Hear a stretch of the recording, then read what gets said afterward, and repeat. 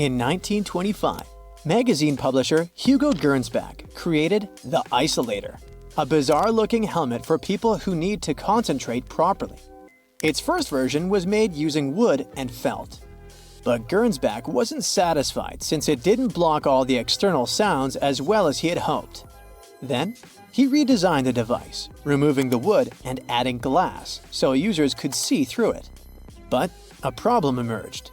The helmet could only be worn for about 15 minutes at a time before the user became drowsy. 38 years later, Gernsback presented the Tell-Eye glasses, a handy, pocket-sized portable TV set. You might find them funny-looking, but to be honest, today's VR goggles are only slightly less geeky. The Tell-Eye glasses weighed about 5 ounces and were built around small cathode ray tubes that ran on low-voltage current from tiny batteries. The device had a separate screen for each eye, which meant it could display stereoscopic images, working pretty much like 3D glasses. Gernsback promised that users faced no danger of being electrocuted, but, well, people didn't take his word for granted. Meet the beauty micrometer, also known as the beauty calibrator. This 1930s technology definitely looks like a Clockwork Orange device, but it was actually designed to enhance people's beauty. The specialist placed this thing around a person's head, and the flexible metal strips helped calculate facial measurements with great precision. The inventor was particularly focused on 2 measurements. The heights of the nose and forehead should be the same, and the eyes should be separated by the width of one eye. If the beauty micrometer spotted an imperfection, they suggested using makeup to correct the situation. So this device was supposed to be a big deal for actresses and actors working in the movie industry, but it was a flop, and it definitely didn't become a nationwide craze. Sheet masks are all about aesthetics nowadays, but they were way more bizarre looking in the past. Take this ice mask created in the 40s by the legendary Max Factor Jr., who basically invented makeup for movie stars. He hoped that actresses would go to great lengths to get a mask like this to reduce facial puffiness, but that really never happened. Some people find those dimples around a smile to be the most charming and attractive thing ever. So, an inventor came up with the Dimple Maker back in 1936, which basically looks like some medieval dental equipment. The instructions were pretty simple. The user should stand in front of a mirror, smile to position the dimple maker correctly, and wear it 2 or 3 times a day for 5 minutes each time. The idea was to repeat the process until dimples appeared. But no surprises here, the thing couldn't really make dimples look better or create new ones. In fact, the Medical Association even stated that this device could bring you serious health issues instead of conventional beauty. Even the most experienced men can injure themselves by shaving from time to time. So, probably only the bravest would pay to use this mass shaving machine, which allowed barbers to shave a dozen men simultaneously. This device appeared in a pilot for a TV series in the 60s, but it was invented in the 19th century. Still, the commercial success was never meant to happen, as this machine would simply never adapt to different face shapes. Another dangerous invention was the shoe-fitting fluoroscope. When shopping for shoes, instead of the usual try-on routine, people would step onto this cool machine that uses X-rays to show a real-time moving image of your feet inside the shoes. It's like a high-tech way to make sure your kicks fit just right. It sounds pretty cool, but these machines were actually dangerous since they were blasting out a crazy amount of radiation. I mean, during a quick 20-second view, you'd get a dose way above safe levels. Even though the radiation was aimed at people's feet, a bunch of it would scatter around, exposing everyone nearby. So, salespeople who spent hours around these things were getting a whole year's worth of radiation in just 2 hours. There were reports of injuries, so this invention was finally banned in the 70s. If you've got 2 left feet, you can learn how to dance with YouTube videos, or call your partner to help you out by using these Siamese dancing shoes. This invention made its debut in a 1981 mail-order catalog, intending to help couples stay in sync on the dance floor. But they were more likely to have you both tripping to the ground. Let me introduce you to the auto skates, an invention dating back to the 40s. The inventor used to kickstart the motorized roller skates as if firing up a lawnmower, and they could run up to 160 miles on a single gallon. But they had a little issue with the brakes, which could, not brake at all. So, a co-pilot was necessary there. And by co-pilot, I mean someone brave enough to chill on a little stool behind the driver and help brake using their own feet. If someone needed to take their whole family for a spin, they could just hop on the Goofy bike. This invention, unveiled in Chicago in 1939, was a bike for 4 people that also doubled as a mobile sewing station. When this quirky ride was parked, the sewing machine's legs kept the tall cycle from toppling over. But I wouldn't be so close to it, just in case. The auto skates and the Goofy bike seem like relatively safe ways to get around compared to a barrel. In 1901, a schoolteacher named Annie Edson Taylor celebrated her 63rd birthday by taking a journey down Niagara Falls inside a 5-foot-high wooden pickle barrel. Following her daring feat, 15 copycats tried using the same device to conquer Niagara Falls, but not all of them succeeded. Nowadays, attempting such stunts is prohibited due to the significant risks involved, and the fine is approximately $10,000. Back in 1929, someone apparently thought that wood veneer sheets could be the next big thing in bathing suit materials. They were advertising a kind of DIY and recycling method, and one of the promotional videos featured a girl explaining how she crafted her outfit using leftover veneer from building a house. The funny thing is that they even claimed that, so far, none of the bathing suits had warped or cracked.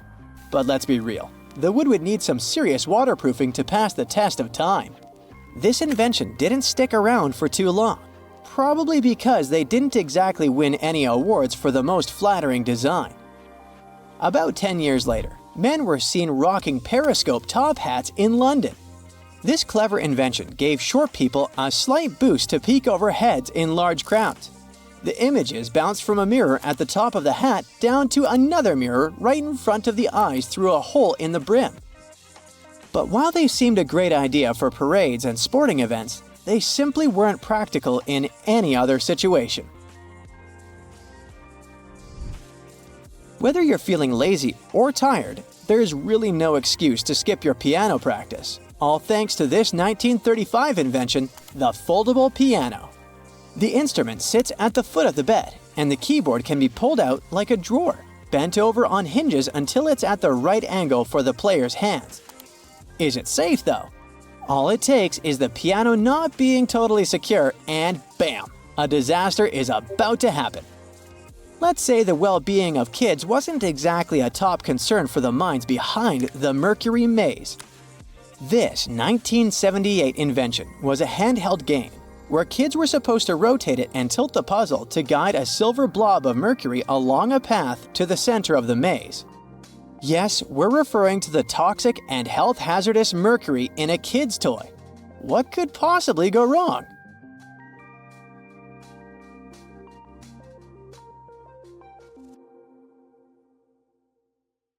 In February 1961, 3 adventurous rock lovers were searching for geodes near Olancha, California. They took one of their findings home and studied it because it looked pretty unusual. They managed to cut through the matrix and discovered something unexpected inside. Instead of the usual mineral formations, it had a cylindrical object resembling porcelain inside. There was a metal shaft at its center, and around it, a hexagonal sheath made of copper and some unidentified substance. Its discoverers were hoping they had found an example of some unknown technology from 500,000 years ago. It could be proof that there was a hyper-advanced ancient civilization like Atlantis, or that time travel was real. Maybe someone came all the way from the future and accidentally dropped the item. Or maybe some intelligent extraterrestrial beings brought it when visiting Earth. If any of these theories were true, it would mean that scientists have to completely rewrite all human history as we know it. But not everyone shared the excitement, and truth seekers and alternative archaeology circles were trying to solve the mystery of the so-called Koso artifact until the late 90s with theories and debates. Then a group of skeptics took images and x-rays of the discovery and showed them to spark plug collectors. They have identified the artifact as a spark plug with corroded metal components from the 1920s and not ancient technology at all. Almost 20 years later, one of the co-discoverers of the artifact agreed to take it for inspection at the University of Washington. They officially confirmed it was a 1920s-era champion spark plug. And the stone matrix containing the artifact wasn't a geode, but a concretion. Those can form because of natural processes over decades or years, but not millennia. The Koso artifact is a good example of an out-of-place artifact, which is a thing in pseudo-archaeology. It's something found in a place or time where it shouldn't logically be. These artifacts seem too advanced for the time period they're found in. They could also mean human activity existed when humans weren't supposed to be around. The Baghdad Battery is another example of such an artifact. It was found in the 1930s by a German archaeologist and consists of a clay jar, a copper cylinder, and an iron rod going through the jar's stopper. Its top, which was broken off, probably had been sealed with asphalt. Its discoverer noticed that it had two different metals and possibly an electrolyte, which are key components of a battery. There are no ancient writings to support this theory, but when scientists ran tests and filled it with an ionic solution like vinegar or wine, it showed that it could conduct electricity. If it really was a battery from 2,000 years ago, it might have been used in ancient medical practices, or even embedded in statues to make it look like they were buzzing to impress people. Kionich, who found it, believed it was used for electroplating, a process for coating metals. Even if it was used as a battery, the Baghdad artifact could only produce a small amount of energy, around 1 volt of electricity. So, some people believe it was used as a storage container for sacred scrolls. Back in the 1930s, a couple stumbled upon something strange while walking along Red Creek in London, Texas. It was a piece of wood sticking out of what looked like an ancient rock formation. Around a decade later, their son, who was really curious to find out its secret, decided to crack open the rock and found a surprisingly modern hammer inside. This discovery caught the attention of Carl Baugh, a young Earth creationist who claimed the rock surrounding the hammer dated back to the Cretaceous period. He saw it as evidence against evolutionary theory. After some investigation, scientists proved that the rock was not as ancient as it seemed. Geological processes have just encased the modern hammer over time, so it wasn't evidence of humans coexisting with dinosaurs like the Flintstones, as some hoped. It was just a case of a miner dropping his hammer centuries ago and nature doing its thing. A Chinese archaeologist supposedly stumbled upon some caves that seemed to serve as a burial ground for small beings with big, oval heads. Alongside these remains, there was rock art depicting figures with round helmets, the sun, the moon, the earth, and stars connected by groups of pea-sized dots. They also found over 700 mysterious stone discs etched with spiral grooves.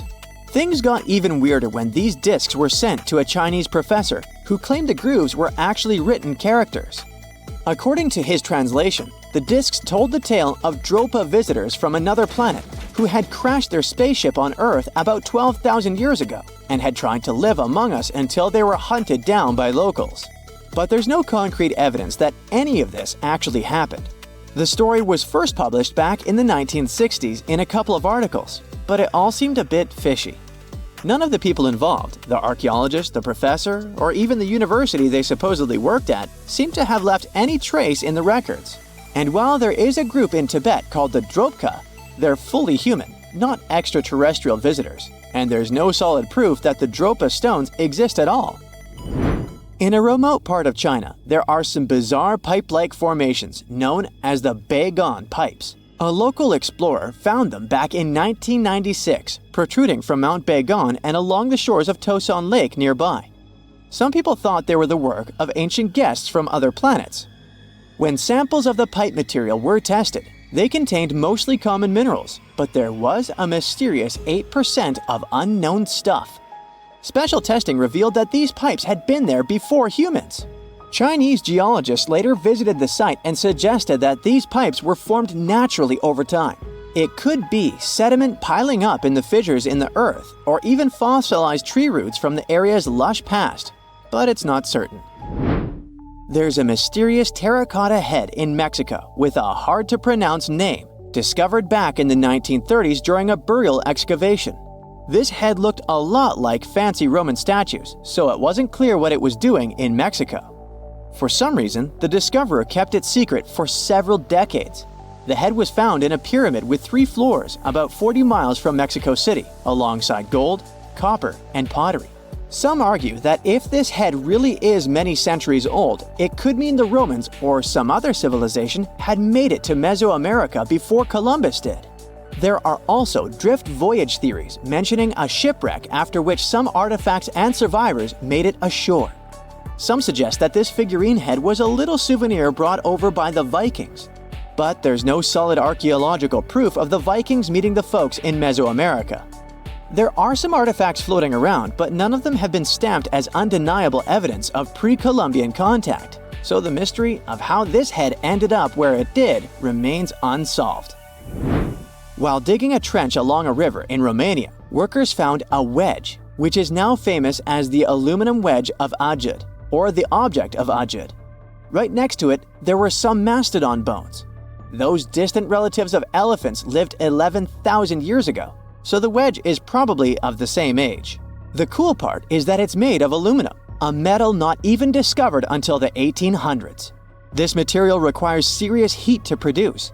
The wedge is also covered in a thick layer of oxide that's been sitting there for hundreds of years. Some folks believe this wedge must have crash-landed here on a spacecraft from some other planet.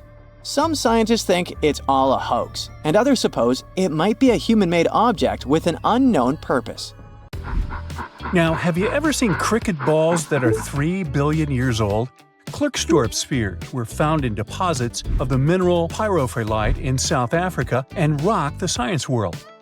They do look like tiny ancient cricket balls with seams-like lines around the middle. Back in the 1980s, some folks claimed these spheres had been made by an advanced pre-flood civilization we know nothing about. One museum curator shared stories about how they rotated on their own in a display case. There was also a TV show that invited a psychic who declared the spheres were pieces of an ancient spaceship. But according to geologists, these spheres are actually pretty common concretions or spherical objects formed by different minerals than the surrounding rock. The seam-like lines are just imprints from the host rock's layers building up over time. The Klerksdorp spheres come in different shapes, from noticeably flattened spheres to distinct discs. As for that episode when one of these spheres spun on its own, the curator of the Klerksdorp Museum cleared that up too. He said that when he put one sphere on its glass shelf when a journalist came to visit, the sphere naturally rotated a bit because it's round. The area where the museum is located often experiences earth tremors from gold mining activities nearby. The oldest known human-like footprints could be 6 million years old. They were found on the Greek island of Crete in 2002. If the number is correct, it would mean that early human ancestors may have migrated between Europe and Africa much earlier than we previously thought. This doesn't mean Africa is not the cradle of humankind, though. It could just prove that early human ancestors moved back and forth between continents. Some researchers believe the footprints were left by a bipedal creature possibly related to an early human ancestor nicknamed El Greco. According to scientists who studied them, the footprints have a very human-like shape, with 5 toes and a parallel big toe. Some scientists are skeptical about it and suggest the prints might be from a late European ape. The new study analyzed fossilized marine microorganisms found in the sedimentary rocks to determine the footprint's age and prove it's actually 6 million years.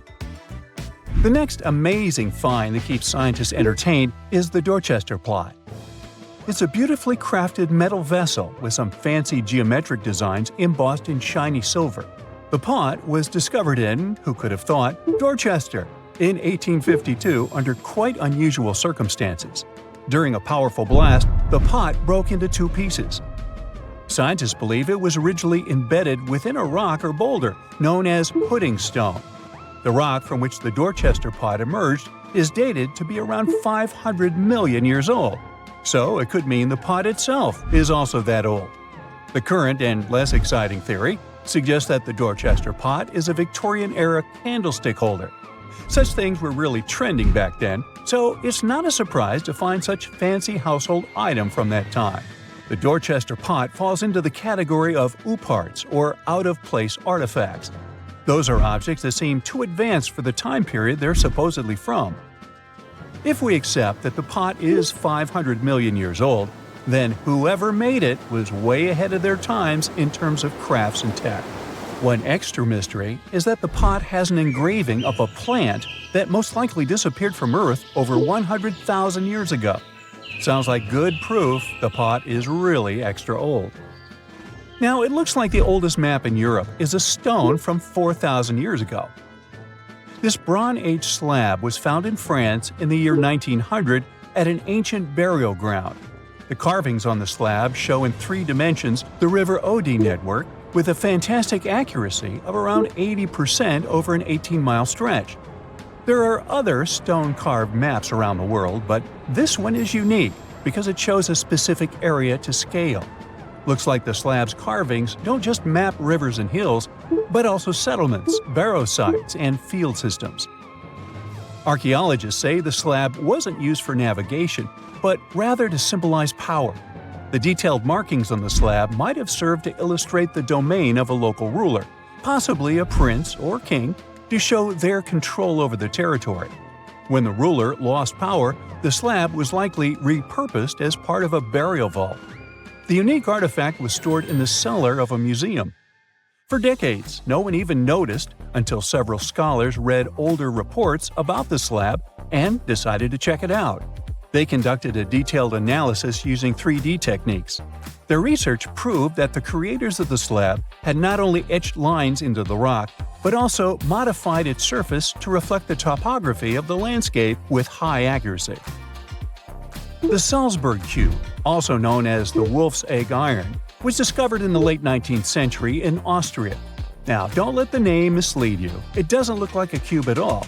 It's more like a rounded object with 2 flat sides. Down the middle, there's a groove, and the surface is covered with pits and craters.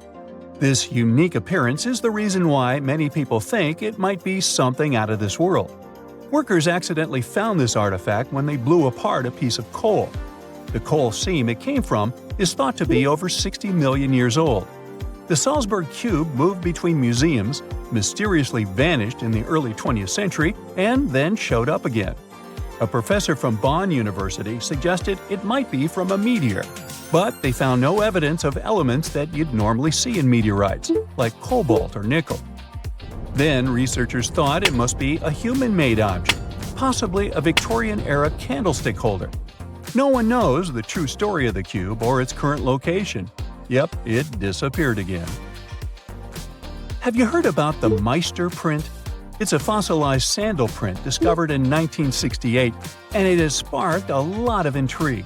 There's a trilobite inside the print, which supposedly went extinct around 500 million years before humans even existed. But many historians think this age is an exaggeration. When Meister found the fossil, it was authenticated. But the scientist who did it didn't confirm it was a human sandal print. He only agreed there was a trilobite there. When another scientist visited the site, he found a 6-inch impression he believed was from a child's moccasin. But the footwear seemed to be new. So, could it be evidence of time travel? Proof that humans existed millions of years earlier than we thought? Or a sign that someone else visited early Earth? Or is it just a rock formation that looks like a sandal print? We still don't have the answers. Back in June 1936, a couple was walking along Red Creek in London, Texas. London, Texas? Yeah, when they stumbled upon something unusual. It was a piece of wood sticking out of what seemed to be an ancient rock formation. About 10 years later, their curious son decided to crack open the rock to see what was inside. And he saw a hammer, which looked surprisingly modern. Then, one unique finds enthusiast decided that the rock encasing the hammer was from the Cretaceous period. This would mean that someone dropped a 19th century hammer while dinosaurs like Triceratops were still roaming the earth. So, if this hammer was truly from the Cretaceous period, then the whole evolutionary theory would be wrong. And if the hammer was modern, it would mean the Cretaceous rock formation it came from was much younger than we thought. But the real answer was much simpler. The hammer was indeed modern, and geological processes had encased it in rock. Minerals can harden around an object in a relatively short time. So the hammer was probably dropped by a miner a century or so ago, and the rock formed around it afterward.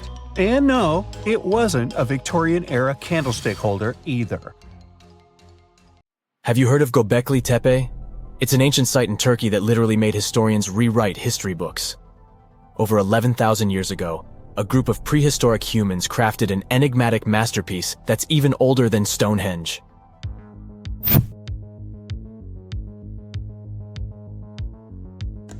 Before its discovery, archaeologists believed that people didn't know about iron and weren't good at making pottery. They were sure that settled life only emerged with the need for agriculture. But Göbekli Tepe changed this belief.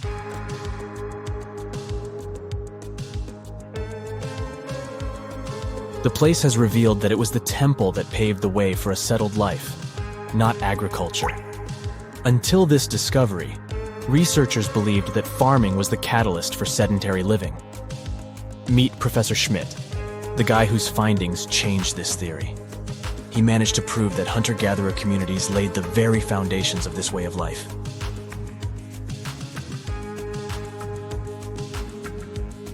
Back in the 1960s, other archaeologists visited the area, but they totally missed the mark. While surveying the region, they stumbled upon a hill with scattered limestone slabs and concluded it was just an old burial ground from medieval times. Little did they know that there was so much more to uncover.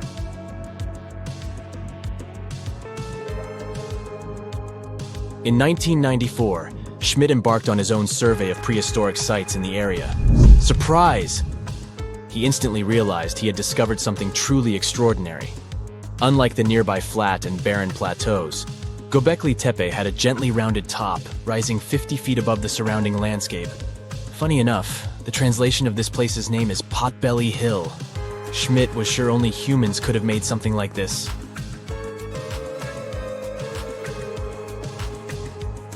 Those broken limestone pieces that were mistaken for gravestones turned out to be way more exciting. It was like stumbling upon a hidden treasure. The pieces took on a whole new meaning, and Schmidt with his team was about to dive into the secrets waiting beneath the surface. To their surprise, they found no traces of a settlement.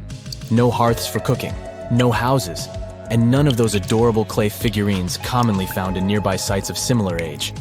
However, they uncovered that those ancient people used tools like stone hammers. So, Schmidt and his team put their heads together and took a wild guess at the age of Göbekli Tepe's stone structures. Their estimation got backed up by some limited carbon dating done right at the site. The ancient vibes of this place were finally starting to make sense. It was like a puzzle slowly coming together.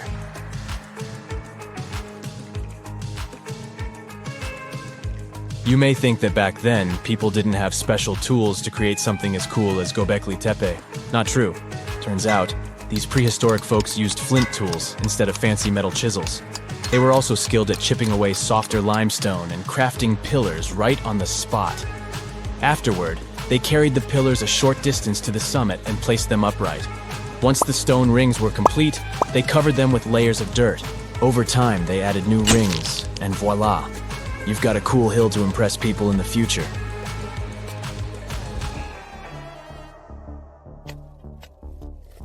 During their first year of excavation, the team went through 15,000 pieces of animal bones from wild creatures.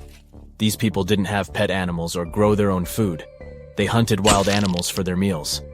But things were about to change, because the place had everything they needed to start farming.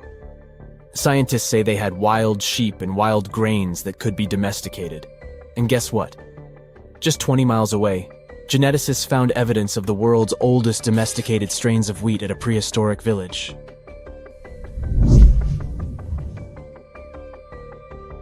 These amazing findings have completely changed how we view civilization. In the past, experts believed that people needed to learn how to farm and settle in one place before they could build temples and develop complex societies. But guess what? Schmidt's research flips that idea on its head. He claims that the incredible effort put into constructing these astonishing structures actually set the stage for the development of advanced societies. It means that societal and cultural changes happened before agriculture. Schmidt has this fascinating hypothesis about Göbekli Tepe. He thinks it could have been a special burial site where people left their loved ones. And here's the twist. The burial site was adorned with fancy statues and symbols representing deities from the spiritual realm. The idea that Göbekli Tepe could have served as a sacred place adds another layer of complexity to the whole story. While the site's true purpose may remain elusive, Schmidt's insights invite us to consider the profound interplay between life and the afterlife, and the deep reverence ancient hunter-gatherer societies may have had for their departed ancestors. Now let's talk about the stars of the show, the mesmerizing T-shaped columns that dominate Göbekli Tepe. These mysterious structures range from 10 to 20 feet tall and most likely represent stylized human figures. But one figure stands out from the rest, the three-dimensional lion relief. This depiction really fires up our imagination. Why? Because it hints at the possibility that lions roamed Anatolia during the Neolithic period.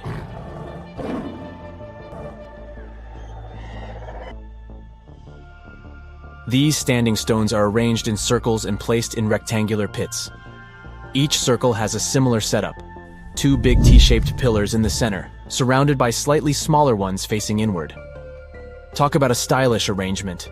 These towering pillars reach a whopping 16 feet and weigh between 7 and 10 tons. Some pillars are plain and simple, while others are like works of art with intricate carvings. Foxes, scorpions, and vultures come to life, crawling and twisting on the pillars' sides. But it's not just animals depicted on these stones. Some pillars have abstract shapes representing humans, and even small carvings of clothing items. Some of them even have belts. Now, there's one pillar that stands out from the rest like a rock star. This super old stone pillar suggests that a comet crashed into Earth. It happened during a chilly period that lasted about 1,000 years. Previous studies examining Greenland ice cores hinted at this comet theory, but now the carvings at Göbekli Tepe prove it right.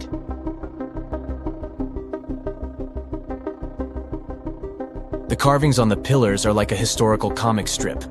They even show a headless human figure. Researchers fed the images into a computer and discovered their connections to constellations, indicating that this temple might have been an ancient observatory. It's like our ancestors were trying to document this cataclysmic event in their own unique way. Archaeologists have been excavating and researching Göbekli Tepe since the mid-1990s, peeling back layers of history and providing us with a deeper understanding of the intricate relationship between various elements. They have no plans to stop the whole process for another 150 years.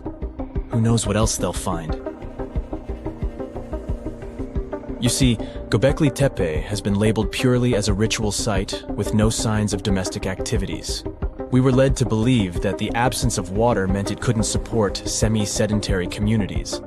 But scientists believe it's time to shake things up and approach Göbekli Tepe with fresh eyes. It's time to question what we believed before and use new evidence and different ways of thinking. Like, there might have been a group of people living in the area who didn't stay in one place all the time. They moved around a bit but still had their own civilization, living in the area semi-sedentarily. Göbekli Tepe is not just home to a single temple, but an astounding collection of over 20 ancient structures. As archaeologists delve into the depths of this wonder, they are unraveling its unique layout, featuring two prominent focal points at the heart of each establishment, complemented by smaller structures and dividing walls. What's even crazier is that in this area, there are over 200 obelisks, which are narrow tapering monuments. Imagine you can spend an entire week digging in the ground, scanning for ruins, and taking photographs of the world's most surreal archaeological sites. Would you be up for it? Grab your magnifying glasses, and let's do some digging. When in Rome, do as the Romans do. Walk around the city stumbling upon ancient history, So you're strolling around Esquiline Hill on a sunny afternoon. You have just finished your third gelato when you suddenly see it. The magnificent Domus Aurea, or Golden House, for the non-Latin speakers. The Roman Emperor Nero ordered to build this huge palace back in 64 BCE. The construction finished in 68 BCE. In its glory days, it occupied an area 3 times the size of the Vatican City.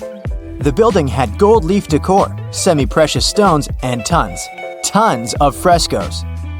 There were over 300 rooms in the palace, some of them overlooking the beautiful vineyard and animal-filled woods nearby. It held an enormous 100-foot statue of Nero himself. The octagonal wall was the grandest construction in the complex. Originally, it was a banquet hall with waterfalls cascading down the back walls. The hall rotated around its axis day and night as petals fell from above. Nero's successors stripped the whole palace of its materials. Today, tourists can visit the main structure and, of course, the octagonal hall. They excavated it, and you'll easily recognize it even with its bare walls. After flying halfway across the world, we're deep in the Cambodian jungle. Good thing you brought bug spray with you. Mosquitoes can get crazy in this tropical climate. Hidden among the forest is the city of Angkor. It was the capital of the Khmer Empire from the 9th to 15th century. FYI, the word Angkor means capital city in the Khmer language. The city became one of the largest in the pre-industrial world. Researchers say nearly 1 million people used to live there. Today, Angkor attracts visitors from around the world because of its stunning architecture. You can recognize the Khmer style in the use of huge blocks of sandstone. At the center of the complex lies Bayon Temple. It's decorated with 216 smiling faces, which scientists say are meant to resemble the founder of the Angkor Empire. They believe the towers used to be decorated with gold, but today the site is a maze of vine-covered temples. The city was abandoned in 1431 and wasn't rediscovered until the 1840s. In 1992, they named it a UNESCO World Heritage Site. The United States is not usually synonymous with ruins, but here's one. In the mountainous state of Colorado lies the ancient home place of ancestral Pueblans. Throughout the Mesa Verde National Park, there are over 600 cliff dwellings built by the Pueblans around the 1190s. The Cliff Palace alone had over 150 rooms. It was a multi-story building of sandstone and mud mortar. To arrive at the balcony house, visitors had to climb a 32-foot ladder. There, you can see a mid-sized village of 38 rooms and 2 kivas. Kivas are traditional chambers built by Pueblans for ceremonial purposes. By 1300, the Pueblan occupation of the Mesa Verde ended. Thankfully, the site is open for visits now. If you like terracotta landscapes, you came to the right place. The city of Petra is a marvel of the ancient world. Located in Jordan's desert, the city was a commercial hub back in the 4th century BCE. The Nabataeans, an Arab Bedouin tribe, lived in the so-called Rose City and thrived for many years, accumulating a significant amount of wealth. They invented an innovative water management system that made the region habitable. The rock-carved gate-like structure Petra is famous for is what is called the Pharaoh's Treasury. It stands at the main entrance to the site and is said to have a hidden treasure beneath it. In the early 2000s, the site was named one of the 7 new wonders of the world. All the way in South America, in the country of Guatemala, lie ancient Mayan ruins. The lost city of Tikal is a site made of 12,000 buildings, the remains of the capital of the ancient Mayan Empire. It is comparable in importance to London or New York. The North Acropolis is Tikal's most ancient complex of monuments. Built solely by human hands in 750 BCE, It served as the resting place of kings and chiefs. Back in the day, the step pyramid temples were painted a beautiful red. Mayans loved that color. Today, of course, you'll only see the limestone. Archaeologists have no clue as to the cause of Tikal's decline. Was it drought, disease, or something else altogether? Located on the left bank of the river Tigris is a strange old ruin, a battered archway. It belonged to a city named Ctesiphon, the jewel of the Persian Empire for over 800 years. The city hosted an extravagant palace, decorated with a glass mosaic, jewel-adorned carpets, and a lot of marble. What is it with royalty and marble anyway? The arch was part of an imperial palace complex. Until modern times, it was the largest man-made freestanding vault. Notice how there are no pillars sustaining it. The enormous wealth of the city made it a constant target for other empires, until it eventually fell. In the mood for some more Mayan ruins? Chichen Itza is an archaeological site with the best preserved pyramids on Earth. Located in Mexico's Yucatan state, this Mayan city is well over 1,500 years old. At its peak, it was home to 35,000 people. The site has a total of 26 ruins to be uncovered. The highlight here is El Castillo, a tremendous step-like temple standing 80 feet above the ground. Its most peculiar feature is that it has 91 steps up each of its 4 sides, including the upper platform. It makes for 365 steps, the number of days in the solar year. The oldest lost city in this list dates back to the Neolithic period. It was when us, human beings, started farming for the first time, instead of living a fully nomadic lifestyle based on hunting and gathering. Located on Orkney Island off the coast of Scotland is a prehistoric site known as Skara Brae. Thanks to good restoration, the site is very well preserved. You can see prehistoric dwellings with hearths, stone-built furniture, and even primitive toilets. Researchers found runic symbols on the site, which means they could have attempted some form of writing. Ah, Greece. Fancy some feta cheese, anyone? We've arrived at the focal point of archaeological sites, but today we're exploring one in particular, the Colossus of Rhodes. Also known as the Bronze Giant, it used to be one of the 7 wonders of the ancient world, standing in the harbor of the Greek city of Rhodes back in the 3rd century BCE. The Colossus was said to be 105 feet tall. It's believed that the statue was built with the help of 900 camels. Sadly, it only stood for 54 years. A ravaging earthquake tore it to pieces, so visitors would come and see only a giant foot. Now, there is a whole load of nothing where the statue once stood. I think it's safe to say there are a lot of random ruins on walls spread across the globe. And our final visit for the day consists of exactly those. All the way in northern England lies the ruin of Hadrian's Wall. The Roman emperor commissioned the wall in order to separate his empire from Britain's. The original wall was a lot grander than what is left of it today. But still, the ruins are pretty impressive. They consist of a 73-mile structure stretching from one coast to the other. Back in the day, Hadrian's Wall hosted 17 large forts and numerous observation towers to ensure the maximum safety of his empire. The wall fell into oblivion when the Romans left Britain at the start of the 5th century. People began looting it to build churches, farms, and even houses. Today, if you decide to visit the ruins, you'll only see waist-high fragments of stone. But still, pretty neat, huh? Whenever you hear about ancient ruins, you almost never picture them being suspended somewhere, or just randomly hanging on the branch of a tree, right? In fact, for most of the ancient artifacts we have exposed in museums all over the world, archaeologists did quite an impressive amount of digging. You see, buildings have this funny way of fading away over time if not properly taken care of. Sometimes we need to reuse some building materials, so an older construction may be sacrificed in the process. Other times, houses are abandoned, and once they are exposed to the elements on the surface, like rain or sunlight, they don't really stand a chance. Some just simply crumble away due to good old erosion. So the only way a piece of architecture can survive the test of time is if it's somehow gotten buried deep down. Now, how did they end up buried in the first place? Well, it's quite the comedy of errors. Ancient cities had a habit of gradually raising their ground level like a kid adding toppings to their ice cream sundae. You see, these settlements were always busy collecting food and building materials to keep up with their ever-growing population. But hey, who has time to deal with waste and rubbish? It wasn't exactly high on their to-do list back in the day. So when it came to building new houses, ancient civilizations found it much easier to save their sweat and tears by piling up the rubble and constructing right on top. But that's not all. Rivers would also occasionally flood and deposit a layer of sediment on the city floors, further encapsulating those ancient constructions.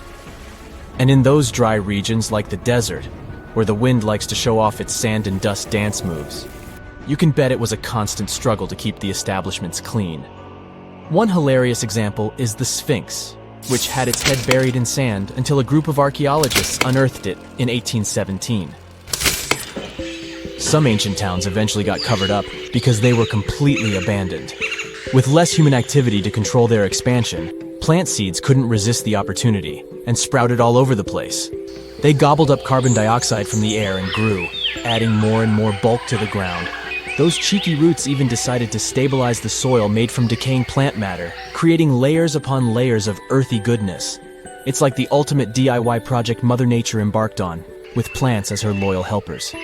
The act of digging into the secrets of ancient civilizations is not just about unearthing a lost world. It's also an epic quest to reveal the hidden treasures beneath layers of history. But how do archaeologists know where to dig in the first place? If everything is covered in layers upon layers of sediments, debris, and plant roots, they must have some sort of system they rely on before embarking on a new project, right? For starters, they're not always the ones suggesting an archaeological dig in a certain location. Let me explain. Let's say you're a contractor and you want to build a new fancy apartment complex in your city. Some local legislations have certain requirements before your project can start, though. For instance, before anyone starts building on a piece of land, they might need to bring in specialists to check the soil. These clever folks can be archaeologists, geologists, or paleontologists, and they need to keep an eye on things during development. If any artifacts or ecofacts, fancy word for organic remnants, are discovered, these experts swoop in to excavate and study them.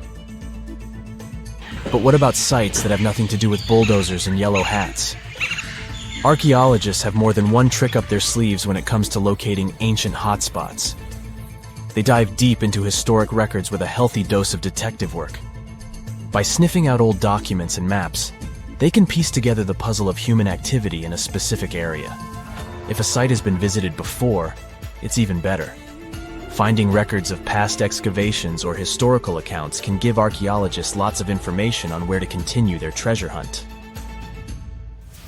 Before archaeologists start swinging their shovels, they engage in a bit of a visual scan mission. Armed with a grid system, they'll stroll around the site, keeping their eyes peeled for any artifacts that might be hiding just beneath the Earth's upper layer. From groundstone tools to historic glass and even ancient garbage dumps, yes, they're also valuable. These keen-eyed explorers can spot signs of human activity faster than most people. If they stumble upon midden soil, fancy term for a garbage dump, they know for sure that humans once called this place home. Archaeologists don't just rely on their trusty shovels, though. They have an arsenal of gadgets to aid in their search for hidden wonders. Geophysical tools are like their secret weapons. Take the resistivity meter, for example. This clever contraption measures the electrical component of the soil and any buried features or artifacts. A buried wall, for instance, will create a different resistivity reading than the surrounding soil. Magnetometers and ground-penetrating radar work in similar ways, showcasing potential hints of ancient treasures in the soil. And who could forget our trusty old friend, the GPS? It helps archaeologists map out precise locations, like a high-tech treasure map, leading them straight to their pot of gold. Care to virtually visit some of the most important archaeological sites in the world? Well, follow me.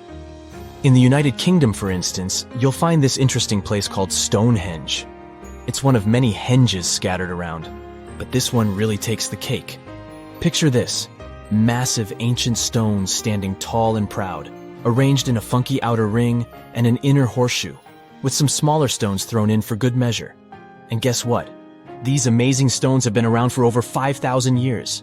Talk about a serious case of rock-solid longevity. Now, here's where it gets interesting. According to local folklore, the legendary wizard Merlin whipped out his magic wand and poof! He teleported these massive stones all the way from Ireland. Apparently, some giants had assembled them there, but Merlin decided they would look much better at their new location. Others think it's just the ruined remains of an old Roman spiritual edifice. These amazing structures were built by our Bronze Age ancestors. With their simple tools and limited tech, they managed to create this monumental masterpiece. Impressive, right? Unfortunately, there's still so much we don't know about this area. Stonehenge's initial purpose remains a mystery to this day. Sure, there are lots of theories, but scientists have yet to agree on the subject. However, we do know that it's perfectly aligned to catch the sunrise during the summer and winter solstices. The ancient city of Pompeii is an equally amazing archaeological site. Picture this. Mount Vesuvius, a notorious troublemaker, decided to throw a volcanic tantrum and completely covered this ancient Roman city. It turned it into a time capsule, located outside present-day Naples in Italy. Fast forward to the year 1748, when a bunch of adventurous explorers stumbled upon Pompeii. Lo and behold, they discovered a treasure trove of well-preserved goodies: streets, houses, food. Probably a bit stale by then. Blingy jewelry, fancy sculptures, colorful frescoes, everyday household items, and even animal and human remains. It was like an epic archaeological party. From the looks of it, Pompeii had it all. Fancy houses and villas, a massive 20,000-seat arena, cute little artisan shops, hangouts like taverns. And let's not forget the saucy spots like those luxurious bathhouses for some intense pampering. There's also the sanctuary of Apollo, where people used to gather for their daily dose of worship. And of course, the bustling heart of the city, the Forum of Pompeii, where all the cool people used to hang out. And guess what?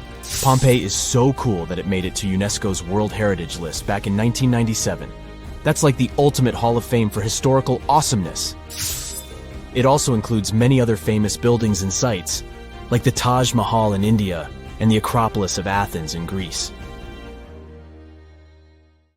It's nighttime, and you're about to walk inside Pharaoh Tutankhamun's final resting place. You know, King Tut. You don't have a torch, but at least you came with a flashlight. You walk down several flights of stairs and observe how the walls are carved in hieroglyphics and what looks like a spell. Those who take anything from this place will be doomed for life, the spell says. Even if you don't really believe it, this scares you a little bit. You find a huge stone door. Is it a trap? You manage to open it, but oh no, it's only an empty chamber. You check your map. It seems like you're heading in the right direction. After what feels like hours, you realize you must be trapped inside a labyrinth. You try to retrace your steps, but you can't find the door where you came in from anymore. That's it, you think to yourself. You've fallen for the Pharaoh's trap. What's worse, you didn't bring a lunch. Okay, so we've all seen Hollywood movies where the main character is exploring ancient ruins and faces some seriously dangerous traps, right? We've been told Egyptian royalty protected their final resting places with venomous scorpions and snakes, sliding doors that will trap you for life, and giant rolling boulders that will crush anyone on their paths. The thing is, were these traps truly real? Well, I regret to be the one to break it to you, but this is all fiction. These elaborate traps were too technologically advanced for ancient civilizations to pull off. That is not to say, however, that there weren't any traps at all. Ancient civilizations, like the Egyptians and the Mayans, are known for their practice of building entire monuments dedicated to the ones who had passed away. These structures would often reflect the position of person occupied in society. So, for the really important people, the VIPs of their times, massive monuments were built to host their bodies long after they were gone. Some of these civilizations believed that a person's life would continue on the other side of the veil.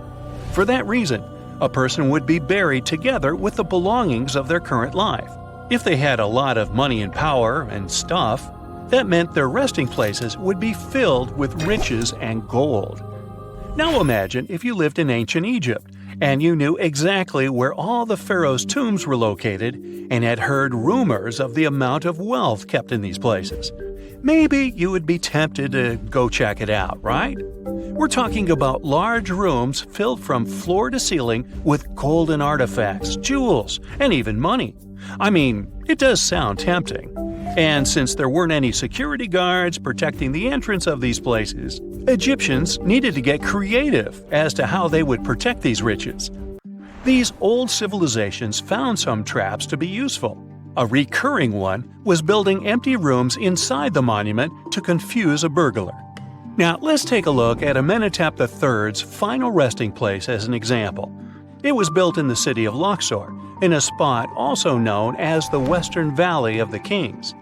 Two French engineers originally discovered the monument between 1905 and 1914 CE. The structure is huge and has more than 10 chambers, connected by long corridors and steep stairways. The King's Chamber is the most hidden one, and for an outsider to try and find it, they will probably enter a lot of empty rooms beforehand.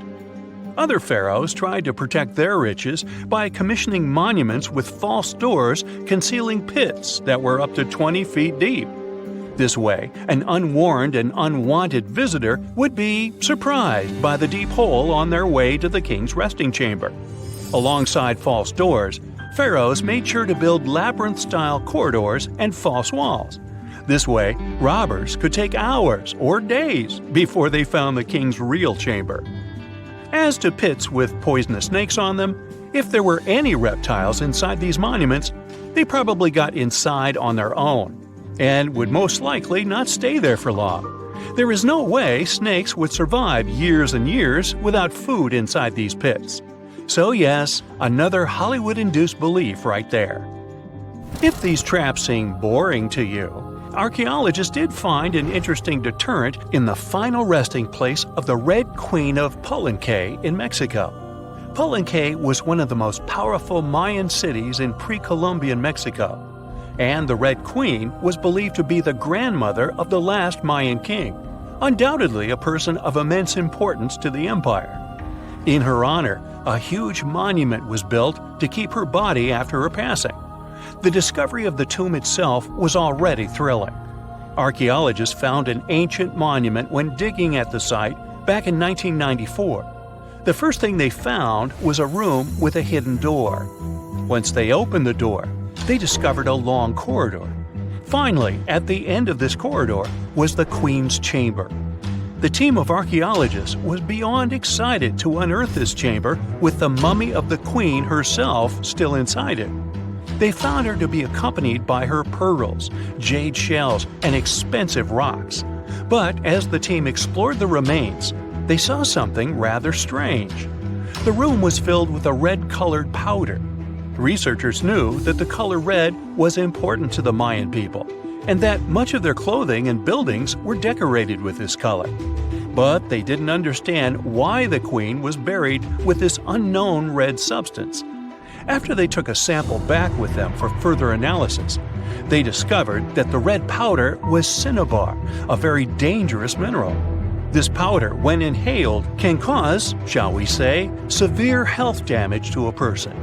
The team concluded that this could only be a trap for anyone trying to steal her riches. Okay, so dangerous powders might have worked as the most intense traps we've seen until now. But perhaps the cheapest way to keep out unwanted visitors was to advertise spells written out all over the monument. We'd probably laugh at these today, but back in the day, they were more or less effective.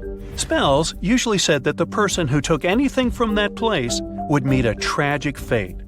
Some spells said that robbers would lose their houses in big fires or terrible floods. Other spells said burglars would have incurable and undiagnosed health issues, but they weren't really enough to stop people from taking any gold. There are some stories surrounding how these spells might have been real. One of them is from the famous British Egyptologist Howard Carter, the one responsible for unearthing Pharaoh Tutankhamun's resting place in the 1920s. After months of unsuccessful digging, Carter discovered the tomb's existence by chance. He found the entrance to a stairway right beneath the soil where he had been searching all those months. With the help of a team, he cleared the piles of sand blocking the stairs and discovered a doorway. The door had several royal symbols carved into it, and Carter knew this could only mean a very important person had been buried there. And he was right. With a chisel, he made a hole in the top left-hand corner of the doorway and lit his vision with the help of a candle.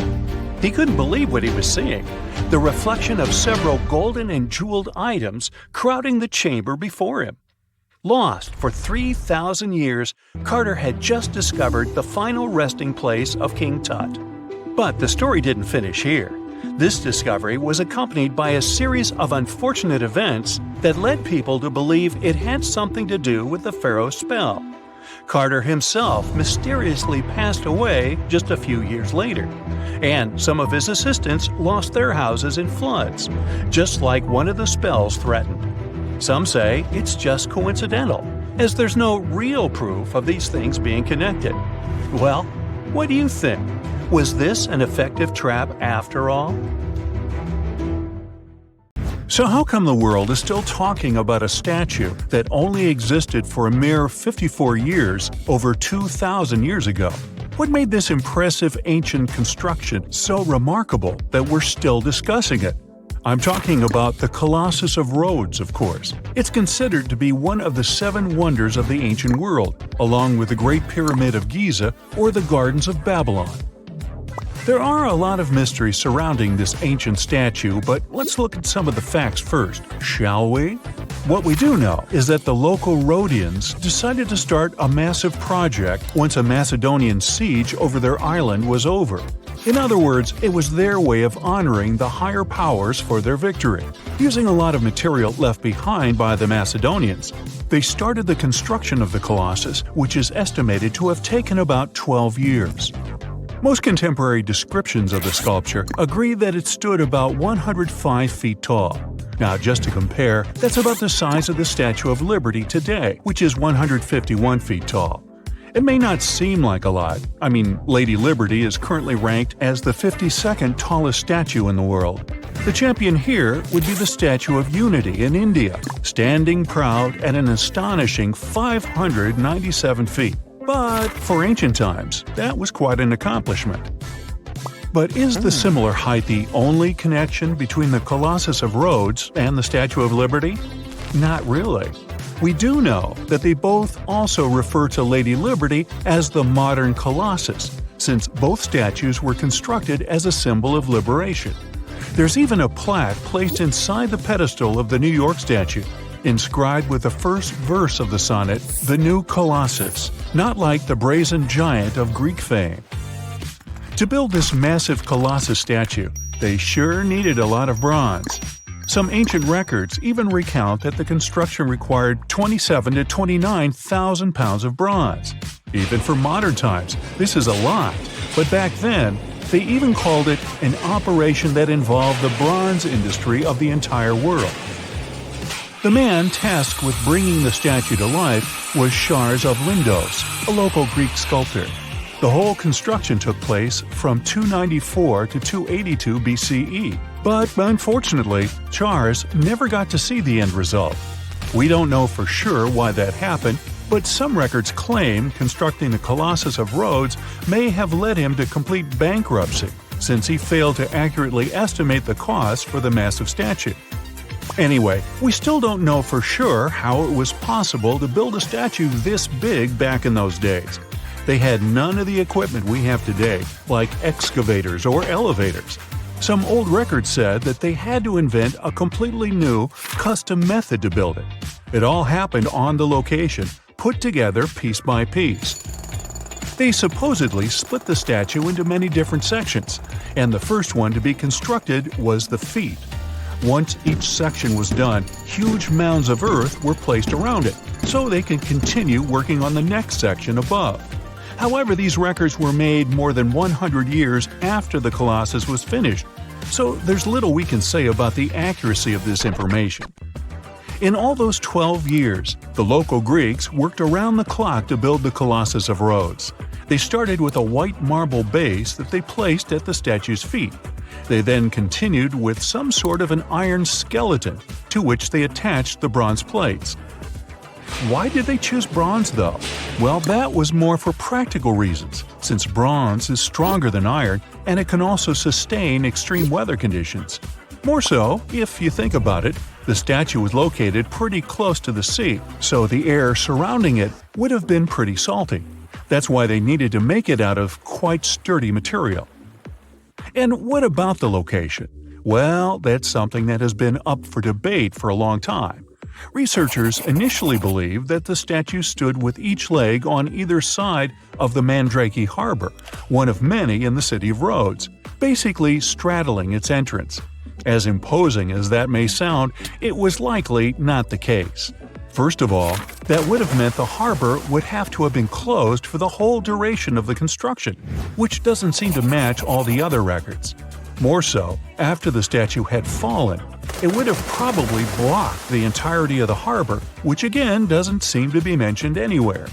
Most recent depictions say that it most likely stood either on the eastern side of the Mandrake Harbor or maybe even further inland. So, what happened to this impressive structure? Is there really nothing left of it to this day?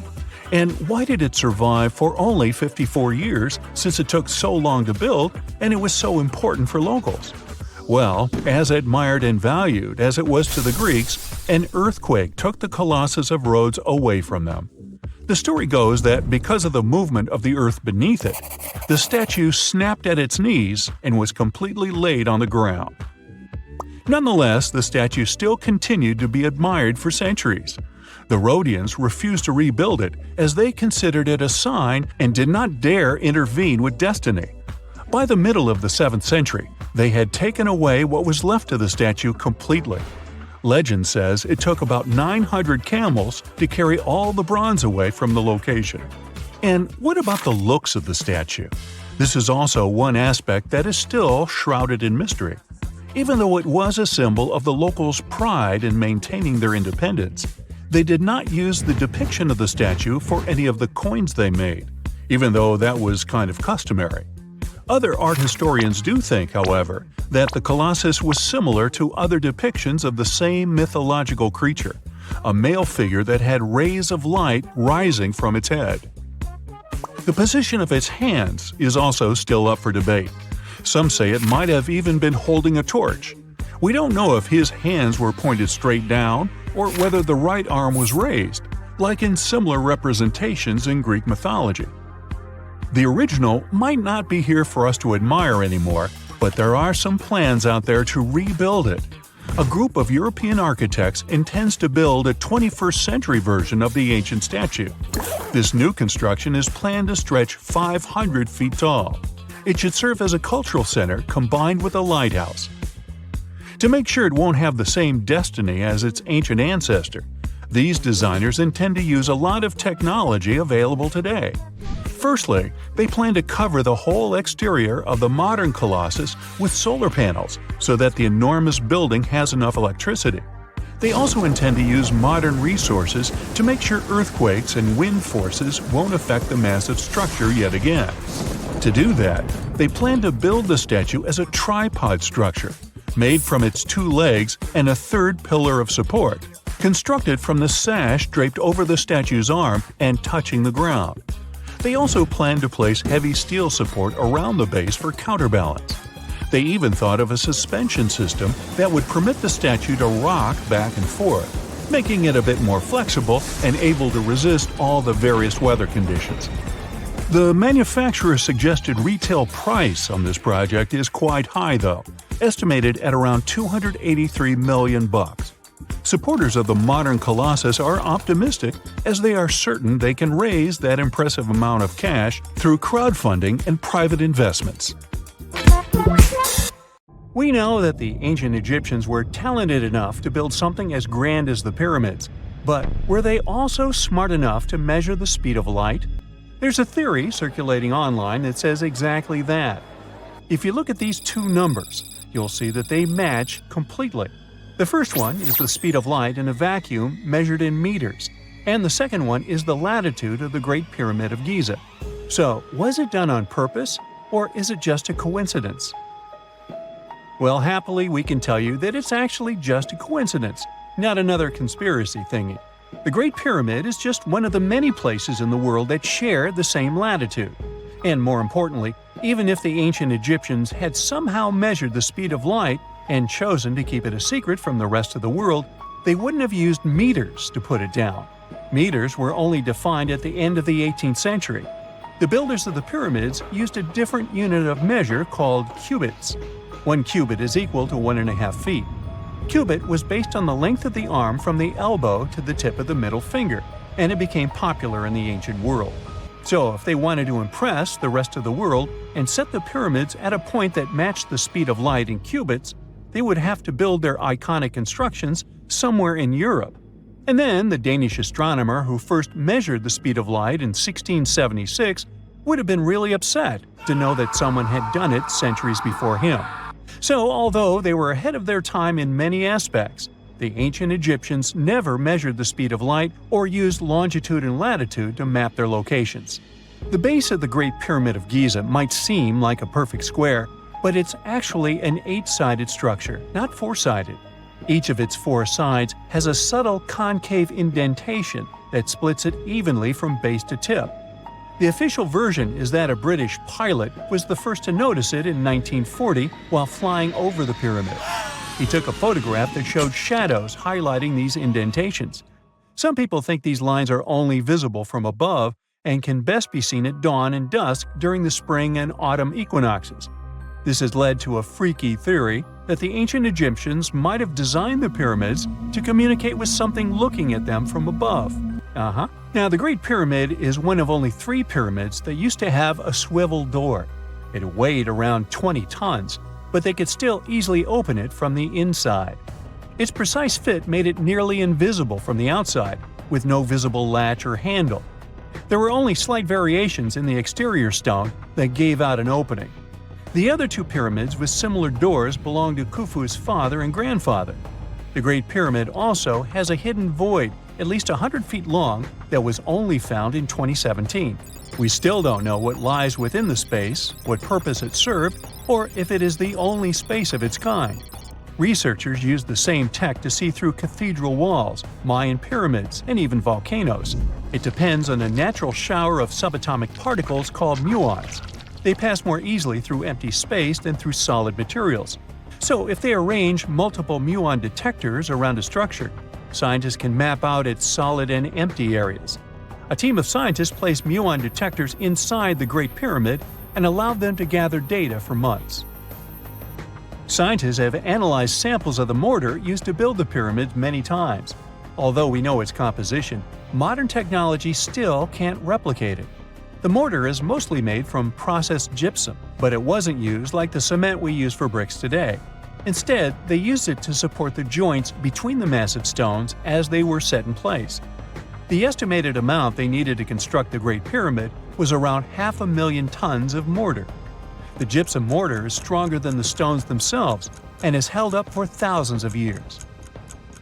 Now, all 4 sides of the Great Pyramid are aligned with the cardinal points – north, south, east, and west. According to geologist and engineer Glenn Dash, the alignment is accurate to within 4 minutes of arc, or 1/15th of a degree. The architects managed to achieve this without modern tools like drones, blueprints, or computers. Many researchers try to explain this construction miracle. Maybe they used the pole star or the sun's shadow. Dash recently proposed a new, simpler idea. The Egyptians might have used the autumnal equinox to align the pyramids. It happens twice a year when the Earth's equator passes through the center of the sun's disk, making day and night nearly equal in length. To test his theory, Dash conducted an experiment on the 22nd of September 2016, the first day of the fall equinox. He used a special rod the Egyptians had to cast a shadow and tracked its tip at regular intervals, forming a smooth curve. By connecting 2 points of the curve with a taut string, he created an almost perfect east-west line. Dash noted that on the equinox, the shadow's tip runs in a straight line, nearly perfectly east-west, and with a slight counterclockwise error. There's a similar error in the pyramids. Although his experiment was conducted in Connecticut, Dash believes that the same method would work in Egypt. All the ancient Egyptians needed was a clear, sunny day. They could determine the fall equinox by counting 91 days from the summer solstice. But they left us few clues, and no engineering documents or architectural plans have been found that explain their methods. So they might have mapped shadows, but it's not definite. Now, scientists have long wondered how heavy stone blocks were carried to the pyramid sites, and they might finally have an answer. A research team from the University of North Carolina, Wilmington, has discovered that 31 pyramids are likely to have been built along a long-lost ancient branch of the River Nile. It's now hidden under desert and farmland. For many years, archaeologists have thought that ancient Egyptians must have used a nearby waterway to transport materials, equipment, people, and whatever else they needed to build the pyramids on the river. But up until now, they weren't certain of the location, shape, size, or proximity of this waterway to the site of the pyramids. The group of researchers used radar satellite imagery, historical maps, geophysical surveys, and sediment coring to map the river branch. They believe it was buried by a major drought and sandstorms thousands of years ago. The team managed to go below the sand surface and get images of some hidden features thanks to radar technology. They found hidden rivers and ancient structures running at the foothills of where most of the ancient Egyptian pyramids lie. The discovery of this extinct river branch helps explain the high pyramid density between Giza and Lish, in what is now an inhospitable area of the Sahara Desert. Now, Egypt isn't the only country with the most pyramids in the world. The champion's title here goes to its southern neighbor, Sudan. It has between 200 and 255 pyramids, compared to Egypt's measly 138. They were built by members of the Kingdom of Kush, an ancient civilization that ruled the lands along the Nile River many years ago. They started erecting pyramids around 500 years after the Egyptians had stopped doing it. Their pyramids are much smaller than the Egyptian ones, but were built for the same purposes. Archaeologists are still working to find out how the pyramids in the Sudan were built, how long it took to complete them, and what happened to their society. The story goes that two Mayan twin boys loved to play ball. Sure, they were really good at it, but they also made a lot of noise when playing. The lords of the underworld soon became bothered by the sound and summoned the two boys to the underworld, a place the Mayans called Xibalba. As soon as the boys reached their gloomy destination, the lords of the underworld began putting them through a series of tests. Soon enough, the inexperienced twin boys failed the tests and lost their lives. But this was not in vain. This sad event resulted in the appearance of a beautiful fruit tree. Soon enough, a young woman saw a beautiful fruit on this tree and reached up to pick it. Legend has it that soon after that, she gave birth to another set of twin boys named Hunahpu and Xibalba. Just like their ancestors, these twins were great ball players, but they were equally as loud, and the lords of the underworld became annoyed again. They decided to ask this pair of twins to come to play a game in the underworld, hoping to get rid of them too. When the twins arrived, the lords sent them through a number of frightening places. The first one was the House of Gloom, which was very dark. They then passed through the House of Knives, where they had to avoid getting injured.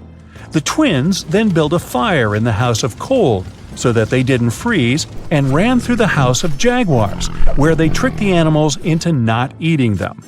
Finally, they entered the House of Bats, where they seemed to have lost their luck. One of the bats managed to run off with Hunahpu's head. The lords then challenged the twins to play ball with them, but the boys were clearly at a disadvantage. Xibalba placed a turtle on Hunahpu's shoulders to make up for his lost head, and they began playing. As the lords became distracted by an animal near the court, Xibalba stole his brother's head and placed it back in its place. Much to the annoyance of the lords, the twins were now able to tie the game. Hunahpu and Xibalba continued to perform a series of tricks for the lords of the underworld. One of them involved Xibalba injuring Hunahpu and then bringing him back to life. The lords were so impressed by the twins' performance that they asked them to do the same trick on them. Of course, the twins agreed, but after performing their trick on some of the lords, they refused to revive them. Seeing what had happened, the lords of the underworld admitted defeat and begged for their lives, promising not to intervene in the lives of people ever again. Hunahpu and Xibalaqui were happy to have avenged their ancestors and gained the respect of the lords. Legend has it that the lords of heaven were so impressed by the twins that they took them to live in the sky by turning them into the moon and the sun. The Maya civilization was one of the most dominant indigenous societies in history, and their folklore and traditions are still discovered and studied today. They used to live in a territory called Mesoamerica. It was made up of modern-day Mexico and parts of Central America like Guatemala, Belize, Honduras, Yucatan Peninsula, and El Salvador. They lived from 1800 to 900 BCE and up to 900 to 1500 CE. Apart from their impressive legends, the Maya were very skilled inventors. They're known for their calendars, writing systems, farming methods, and sports. Their writing, for example, was found preserved on buildings and stone monuments, as well as in rare books and pottery. It's a system made out of more than 800 hieroglyphics in various combinations. Each of those signs was said to represent a syllable. Their writing system was deciphered by accident by Tatiana Proskorakov, an American woman who initially studied to be an architect. Since she didn't find a job in her field, she eventually became a Mayanist in her own right, despite not being academically trained. She was the first to notice that the Mayan upended frog glyph meant birth, and that their toothache glyph meant the date when the king ascended to the throne. It made it easier for scientists to pinpoint birthdays, as well as the names of the rulers of a specific Mayan dynasty. They also invented the concept of zero, which is seen as one of the greatest innovations in mathematics, physics, and human history altogether. Sure, even back then, people understood the idea of having nothing, but the concept of zero as a number is a relatively new invention. A fun fact about Mayans is that they really liked hats. The bigger your hat was, the more important you looked. Not only was it a sort of fashion statement, but it also made them look taller, which was a big deal for their aesthetic. The Mayans also came up with one of the most intricate and complex calendars in human history. It was the first to use zero as a placeholder. Their calendar ended on December 21st, 2012, which led some people to believe that it translated to the end of the world. Obviously, that was not the case. It just so happened that the date coincided with the end of a Mayan cycle of years. But you know, as advanced in science and astronomy as they were, they did make some mistakes. One of them was their belief that the world was flat. Their theory was that the four corners of the world were watched by the brother lords, who kept the sky from falling over their lands. Hats off for their menus, though, as they were well-known chocolate eaters. They turned eating chocolate into a form of art. The drink they made wasn't really like the hot chocolate we enjoy today, though. The recipe included mixing cacao with water, honey, chili pepper, cornmeal, and other ingredients to make a foamy, spicy drink. The ritual of drinking cacao was a crucial part of their celebrations. We're not done discovering all the amazing parts of their architecture and civilization. It was only a few years ago that a Maya pyramid was found at Tonina, in the Mexican state of Chiapas. It was estimated to be more than 1,000 years old. The reason why it escaped archaeologists for so long was that it lay hidden under what was believed to be a natural hill. The ruins of two Mayan cities have been recently discovered in the Mexican state of Campeche. Why didn't we find them until now? Well, they were concealed by really thick vegetation, which made it difficult for archaeologists to reach them. The Mayans didn't just disappear. Their descendants are still around today, many of them choosing to live in their ancestral homelands. You can find them in Guatemala, for example, where the Maya people make up the majority of the population. Overall, the Maya ethnic group contains people that speak different Mayan languages, such as Yucatec, Quiche, Quechua, or Mopan. They had no idea what a spa day was, but the Mayans really enjoyed a nice sweat once in a while. Sweat lodges were discovered around ancient Mayan sites. They were built out of stone or adobe. These rooms were an essential part of their cleansing and healthcare rituals. One of the earliest sweat lodges was found in Quello in northern Belize and appeared to date back 3,000 years. One of the most important parts of the Mayan culture was a ball game which they named Pix. It had both political and spiritual significance.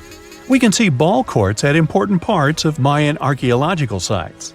The main goal of the game was to pass a rubber ball through a very high stone hoop without using your hands. Basically, it was a combination of soccer and basketball. However, it could have serious consequences. The loser could, at times, even lose his own life.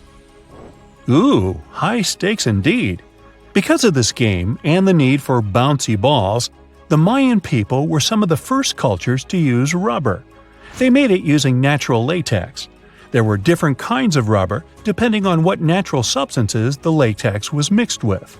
And that, my friend, is the way the ball bounces. Sorry, but you know me, I just couldn't resist. Everyone loves a good landmark. The Roman Colosseum, the ancient city of Machu Picchu, the Giza pyramids.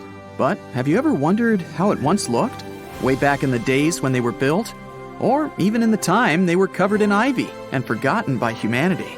Buckle up, because we're heading on a time travel adventure to the world's greatest archaeological sites. Our voyage begins in South America, deep inside the Peruvian mountains. Behold, the city of Machu Picchu. Machu Picchu is a monument to the ingenuity and power of the Inca civilization. During its prime, the Inca civilization stretched 2,500 miles along South America's coastline from modern-day Ecuador all the way down to Chile. And Machu Picchu was located at the heart and center of it. The historic site was constructed at around 7,000 feet above sea level, more or less around 1450 BCE. The gated city consisted of around 150 buildings made of stone. The Incas managed to build temples, houses, and even a complex aqueduct system to irrigate the entire town. And yes, they did all that without the help of wheels or any instrument made of iron. The housing model is somewhat similar to stone houses we see nowadays, with the difference that the Incas didn't use any cement to stick together the blocks of stone. Yet, they fit seamlessly on top of each other. Not only that, the Incas must have developed a rudimentary yet effective anti-earthquake technology, since in the event of a quake, the rocks would shake without falling out of place. If Machu Picchu had been built today, it would have cost over $70 million to finish the entire thing. The purpose of the site is still a mystery to many historians.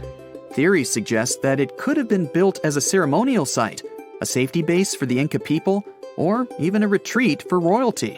What we know for a fact is that in the 16th century, 100 years after Machu Picchu was built, its population abandoned it, with tree roots taking over the majority of the site and keeping it hidden from humankind for over 4 centuries. It wasn't until the 20th century that the world was reintroduced to Machu Picchu when a Peruvian farmer led Yale University professor Hiram Bingham III to visit the site. Since then, Bingham and many other explorers dedicated their lives and research to studying the archaeological wonder of Machu Picchu. Now, for the next stop on our time-traveling vehicle, the city of Pompeii in Italy. Pompeii has crowded our collective imagination for many years. The eruption of the Mount Vesuvius volcano in 79 AD and the destruction of an entire city is hopefully not something that will happen again. But I bet you're wondering, what did Pompeii look like on its last day? It took 18 hours for Pompeii's streets, markets, houses, and forums to be buried under millions of tons of volcanic ash. Thanks to some clever scientists, we discovered that the lava and ashes that covered Pompeii on its very last day actually helped to freeze the city in time. Different from ice, the cloud of ashes did not preserve the city intact, but as the items disintegrated over 2,000 years, they left voids under the earth. Archaeologists found that if they filled these voids with plaster, the shape of the buried city would soon reveal itself. And that's exactly what happened. Of course, it was nothing like the bustling city of 12,000 people that had existed for many years before the fateful eruption. Pompeii was a vibrant and rich municipality. The site's ruins revealed that many areas of Pompeii boasted impressive houses, some with balconies, which was a sign of great wealth at the time. And, believe it or not, even some artworks survived the eruption. Archaeologists found well-preserved frescoes and murals of mythological creatures, all indicating that members of the high society lived there. Ruins show the city even had thermal baths and showers made with luxurious materials. Oh, and apparently, the people of Pompeii had amazing teeth. Yes, archaeologists could see even that tiny level of detail from the plaster molds they recovered from underground. Still in the Italian territory, we find one of the world's biggest tourist attractions, the Roman Colosseum.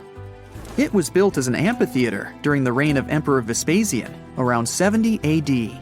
It wasn't until 80 AD that Vespasian's son, Emperor Titus, inaugurated the Colosseum. The monument was something to behold, with 157-foot-tall walls, over 80 entrances, and the capacity to host 87,000 people. All social classes and groups were welcome at the Colosseum, and this partly explains why it flourished for so many centuries. During the decline of the Roman Empire, around the 6th century AD, the Colosseum started being neglected and abandoned. The monument was looted, and some of its columns and stones were used to build infrastructure elsewhere. Only 1/3 of the original Colosseum still remains, and if it's big now, imagine what it once was. Greece was home to one of the world's largest empires. At the height of this empire, literally and historically speaking, more or less 2,400 years ago, the Greeks built a citadel known as the Acropolis. The Acropolis, which is composed of historical buildings, is considered to be one of the biggest landmarks of Western civilization to date. Tourists that visit the capital city of Athens today may be faced with yellowish and broken pillars of the Parthenon standing way up high in one of the city's hills. But way back when it was built, between 447 and 432 BCE, the imposing and majestic Parthenon was purely white, as the entire monument was built with gleaming white marble. The statues inside were made of gold. The Parthenon is a 23,000 square foot temple held up by 69 marble columns. The largest blocks of marble are massive, weighing around 10 tons each. And the most surprising fact is that the marble didn't come from Athens, but from a nearby site that stood 10 miles from the Acropolis, known as Mount Pentelicon. Historians intrigued by where the primary material for building the Acropolis came from found tiny and big blocks of marble all scattered around the floor of Mount Pentelicon. There was also a paved road that the Greeks had built to carry the rocks around. But perhaps the most impacting monument of all times is located at the heart of the Middle East, outside the Egyptian city of Cairo. The pyramids are considered one of the 7 wonders of the ancient world. The Giza Pyramid Complex was built as a tomb for the pharaoh Khufu around 4,500 years ago. Between 20 to 30,000 people took part in the construction process. It's composed of 3 pyramids. The massive monument is made out of approximately 8,000 tons of granite and over 550,000 tons of mortar, which gives it the appearance it has today. Would you believe me if I told you that the pyramids didn't always look like this? Far from it. They were shiny white with a golden triangular tip at the top. This is because the Egyptians used over 6 million tons of limestone to cover the entire rocky, step-like structure, all so that they could gleam white under the unforgiving sunlight of Egyptian skies. The Pyramid of Khufu remained the tallest structure on Earth made by humans for over 3,800 years. It was the only 8-sided pyramid in Egypt and was believed to align with Orion's belt. It's considered to be the most aligned construction facing north. In 1979, it was inscribed on the UNESCO World Heritage List. Let's head on down to the Indian city of Agra to quickly visit the Taj Mahal. You may know it as the Taj, but it can also be called by its more endearing name, a teardrop in the cheek of time. The Taj took over 22 years to build and was commissioned in 1632 by Mughal Emperor Shah Jahan as a declaration of love for his third and favorite wife, Mumtaz Mahal. It was made with ivory white marble and amazingly, due to tight conservation, it still remains very similar to what it was when it was built. I think all this talk of landmarks got me thirsty for some traveling. What about you? Tell us in the comments below if you've ever visited some of these sites, or which interesting landmarks you'd add to this video. X-rays are a type of invisible radiation that can pass through our bodies and objects. They're very important in the field of medicine because they allow doctors to see inside our bodies without having to perform surgery. Now, let's dive into how X-rays work. They're a kind of electromagnetic radiation, just like light or radio waves. However, they have much higher energy than light, which makes them able to go through objects that light cannot. Imagine you have a powerful flashlight. If you try to shine it through a wall, the light won't go through because the wall is too thick. But these rays have enough energy to go through walls and even our bodies. The discovery of X-rays happened by accident in the late 19th century. A scientist was experimenting with cathode rays, which are a type of radiation. He was working in his lab and noticed that a nearby fluorescent screen started to glow, even though it was not directly exposed to the cathode rays. He realized that something invisible was causing the fluorescence, and he named it X-ray, because X is the mathematical symbol for something unknown. He continued experimenting with such rays and discovered that they could pass through many objects, like flesh and bones, but not through denser materials like metal.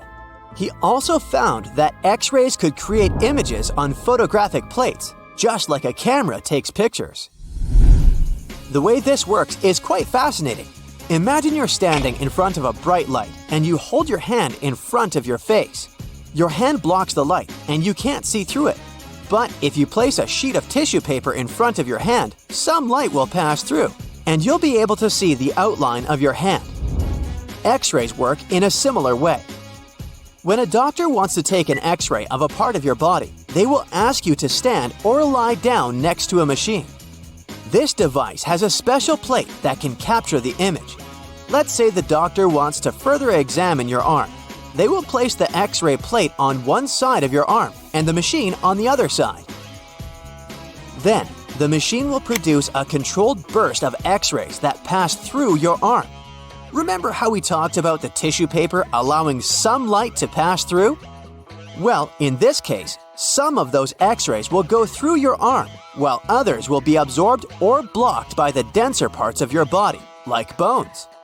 The plate captures the X-rays that pass through your arm, and it creates an image. This image shows the bones and other structures inside your body, allowing the doctor to see if there are any problems or injuries.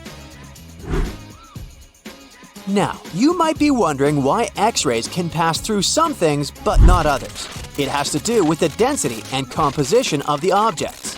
Denser materials like bones absorb more X-rays, so they appear white in the image. So when you look at the result, you'll see your bones as white shapes. Other tissues like muscles and organs are less dense and allow some of those rays to pass through, so they appear as gray shadows. What if I told you there's a whole new way you can peek inside objects, but without using X-rays? I'm not talking about magic powers. Take a comfortable seat while I explain what mutography is. This fascinating scientific technique allows us to see inside objects and even beneath the Earth's surface using a special type of particle called a muon. These elementary particles are very similar to electrons, but they're much heavier.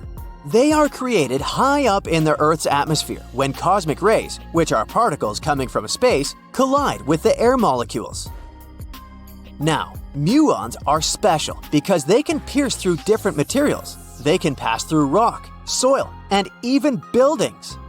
Scientists realized this potential back in the 1950s when they were studying cosmic rays and noticed that some of the particles could pass through thick materials. The first muography experiments took place in the 60s. Specialists discovered that muons can be detected using special devices called muon detectors. These detectors are usually placed underground or in specially designed laboratories to shield them from other particles and background radiation. Now let's dive into how muography actually works. Imagine you have a large object, like a pyramid, a mountain, or even an ancient statue, and you want to see what's inside without damaging it. First, detectors are positioned around the object or in the area you want to examine. These detectors are sensitive to muons and can track their paths. When such a particle passes through a detector, it leaves a trace, like footprints in the sand. By collecting data from multiple detectors, scientists can reconstruct the paths. Here's where things get really cool. The Earth's atmosphere acts like a natural filter for muons. It turns out that the more massive an object is, the more particles it will block. So, if you have a large, dense object like a mountain, fewer muons will pass through it compared to a smaller, less dense object, like an empty box. This difference in the number of particles that reach the detectors can give us clues about what's inside the objects. Scientists use computer algorithms and mathematical techniques to analyze the data and create images. These images represent the density distribution of the object being studied. It's like creating a map that shows where the densest areas are and where there's gaps inside the object. The concept of muography is similar to using shadows to understand the shape and size of an object. Imagine you're standing in front of a bright light and you place your hand between the light source and a wall. You'll see a shadow of your hand on the wall. Based on the shape and size of the shadow, you can get an idea of what your hand looks like, even though you can't see it directly. This technique has been used to study various objects and structures. For example, scientists have used it to explore the inside of volcanoes and pyramids, and even to investigate the structure of mountains and the Earth's crust. With the help of this amazing technique, scientists have now uncovered new information about the Great Pyramid of Giza. They discovered something that had eluded tomb raiders for centuries. They found a hidden chamber. And guess what they named it? The Big Void. Yeah, I know, not the most creative name. They even used 3 different muon detection techniques just to be super sure that it was indeed a big, mysterious void inside the grandest pyramid of them all. Once news got out about this mind-boggling discovery, Egyptian authorities couldn't resist the temptation to explore further. So, they brought in an endoscope camera to confirm the existence of this epic void. So, they inserted a camera through one of the openings underneath the entrance, and voila! It revealed a corridor.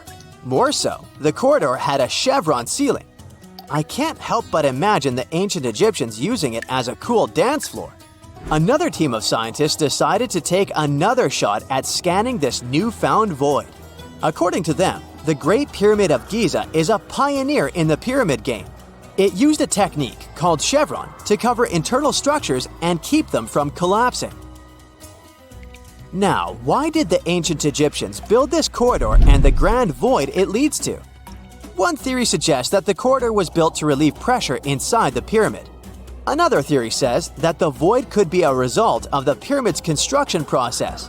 It could have been an internal ramp used to move roof blocks into position, and then it was left there or filled loosely with rubble.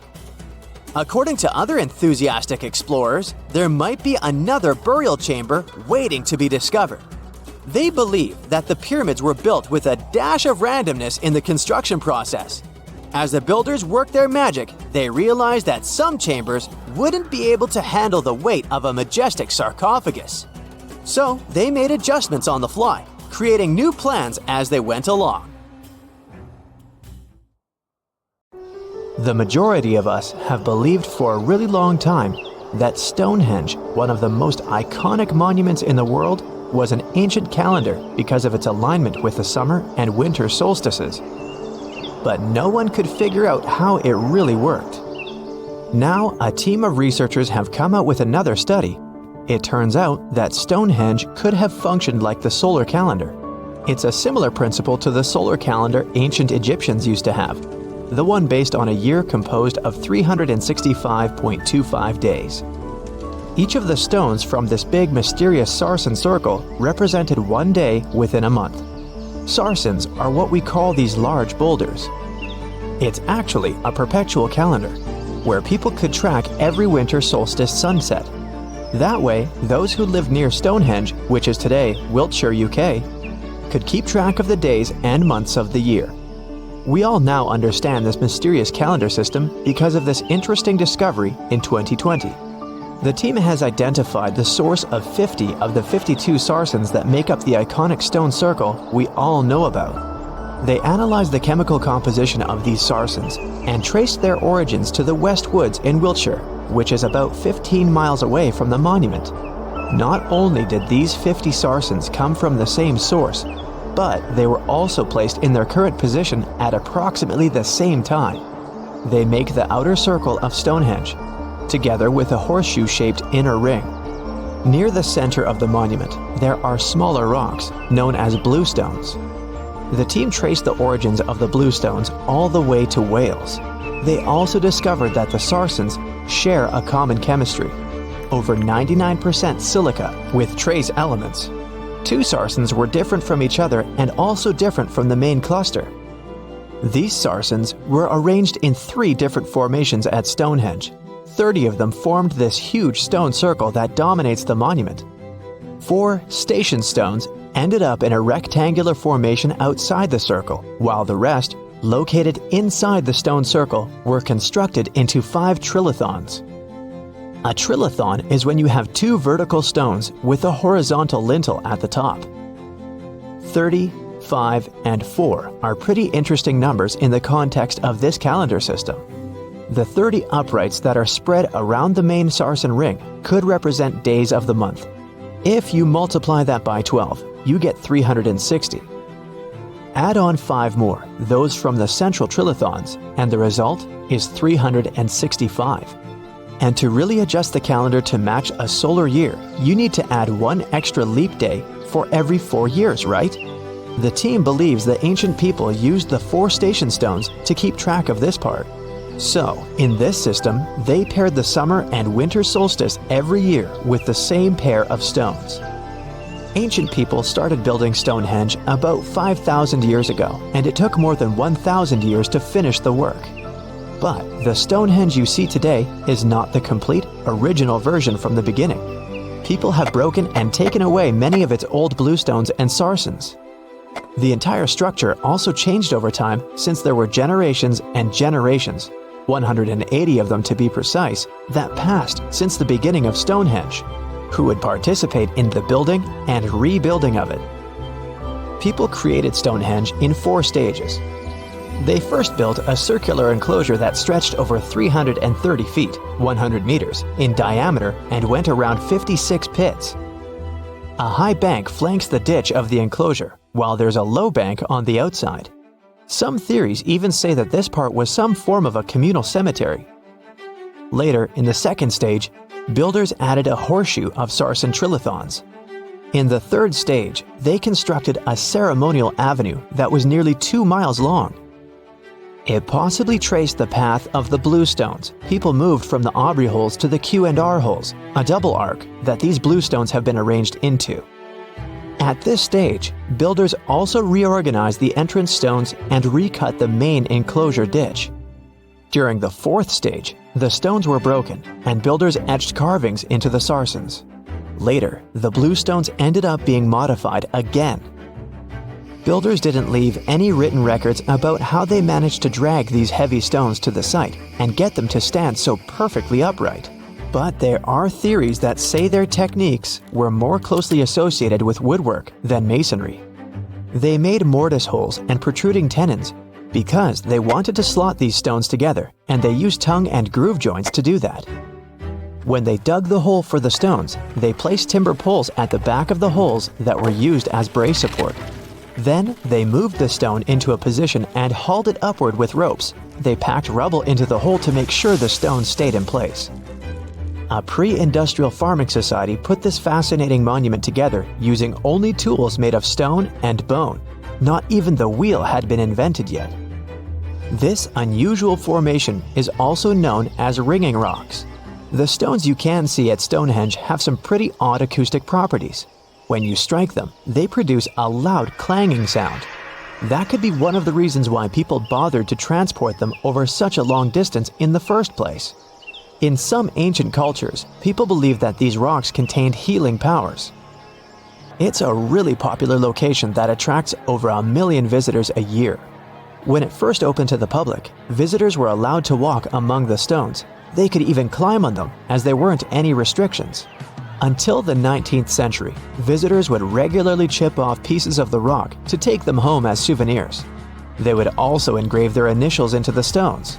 They camped within the circle and dug fire pits, not realizing that the digging pits could seriously undermine the stability of the entire monument. Over time, visitors have encountered more and more restrictions until the monument was finally roped off in 1997 because of the serious erosion of the stones. That means if you want to visit, you can only view it from a distance unless you want to pay extra for the stone circle experience, which can be arranged outside of normal visiting hours. Stonehenge originally had 2 entrances that led into the enclosure. There was a wide one to the northeast and one that was a bit smaller and located on the southern side. If you look at it today, you can see there are many more gaps. This is mostly because of tracks made later that once crossed the monument. The ground within Stonehenge has been severely disturbed, and it wasn't just about random visitors digging fire pits. There was a group of people who dug a large deep hole within the stone circle in the 17th century because they were looking for treasure. Then there was Charles Darwin, who also did some digging because he was studying earthworms in the area. He wanted to know how these worms could impact objects in the soil over time. He observed how a fallen stone there had sunk deeper into the ground and realized it was happening because of the activities of these tiny creatures who churned through the soil all the time. In 1963, there was a theory that Stonehenge had been built as some sort of computer that predicts solar and lunar eclipses. Later, some proposed it was actually constructed as a monument to ancestors that had passed away. This theory says the permanence of its stones represented the eternal afterlife. The average sarsen you can find there weighs 25 tons, while the biggest one weighs around 30 tons. If you want to get an idea of how massive these stones really are, you can go behind the visitor center in the outdoor gallery to check out a replica sarsen stone. It's a true copy of a freestanding upright from one of the trilithons that are located in the inner horseshoe of the monument. There are 5 Neolithic houses at Stonehenge based on real archaeological evidence of houses found in that area.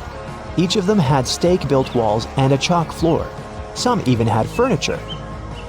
There was also a lot of trash discovered, which means people in this area used to like celebrations and feasting. Research has shown that people lived in these houses for 50 to 100 years, around 4,500 years BCE, which was the time when the builders brought the sarsen stones to Stonehenge. During the time they were building Stonehenge, generations of people went through major changes themselves, from the Stone Age to the early Bronze Age. They were no longer as static and isolated. They started to travel and trade more, which means they communicated way more than their ancestors, even internationally. This is how they could have spread the word about Stonehenge, and it's also when the whole mystery and fascination with the monument began. If someone finally invents time travel and you hop on a trip to the past, you won't recognize many of the things you know and love today. The Statue of Liberty and the Egyptian pyramids, some basic gadgets like the remote control and your laptop, and even the corn you have for lunch have all changed beyond recognition. When the pyramids were originally built in ancient Egypt and Giza and other places, they didn't look sandy brown at all. All of them were covered with white limestone. If you had seen them under the hot African sun, you'd have to look away. That's how smooth and shiny they were. Builders used around 6 million tons of this material for the Great Pyramid of Giza alone. It's the largest one you can still see on your trip to Egypt. The local rules were quite a thrifty crowd, and they reused some of the casing stones for other construction projects. A massive earthquake in the 14th century has also loosened some of the stones, so you won't see a lot of limestone, but some of it is still there, on top of the Pyramid of Khafre in Giza. It looks like it has a second peak on top of the first. In ancient times, all pyramids used to have capstones called pyramidions, covered in a mix of gold and silver. Most of them have been lost over the centuries, but you can still see a few of them at museums. They show images of Egyptian deities. The pyramids were probably modeled after a sacred pointed stone, the benben. It represented the rays of the sun. Now, lifting heavy rocks wasn't so simple without the tech we have today. I guess you'll agree with me if you helped your friends move at least once, and they made you carry the couch. But those smart Egyptians of the past thought of that and chose the pyramid shape. It lets the weight distribute evenly throughout the whole thing. The Statue of Liberty has also had a major makeover since it was first unveiled in 1886. Believe it or not, it used to be a shiny brown color, just like a penny. 20 years later, it changed its color to green. It wasn't a fashion statement, but a chemical reaction. The statue is covered with hundreds of thin copper sheets. When copper reacts with air, it naturally forms a protective layer called verdigris. This layer protects what's under it from corrosion, and that's why statues and other things made of copper, brass, and bronze can last so long. When Lady Liberty first turned green, people in authority decided it would be a good idea to paint it all over. It was way before social media, so you couldn't just drop an angry comment under the post describing the idea. But they wrote about it in the local newspapers, and the public didn't love the idea. Then the Times interviewed a copper and bronze manufacturer, and he confirmed they shouldn't repaint it, because removing the protective layer would mean destroying the statue. Over the years, people have suggested painting Lady Liberty several times, but no one has ever done it. I don't know about you, but I can't imagine that lady in any other color, so I guess it's for the better. You love bananas as much as I do? Next time you enjoy a juicy soft one, remember you gotta thank selective breeding for that texture. The original wild bananas had many large, hard seeds and not so much delicious pulp. And hey, who doesn't like a sugary watermelon? It has a history of over 5,000 years, and it used to have bitter, yellowish white flesh and was really tricky to open.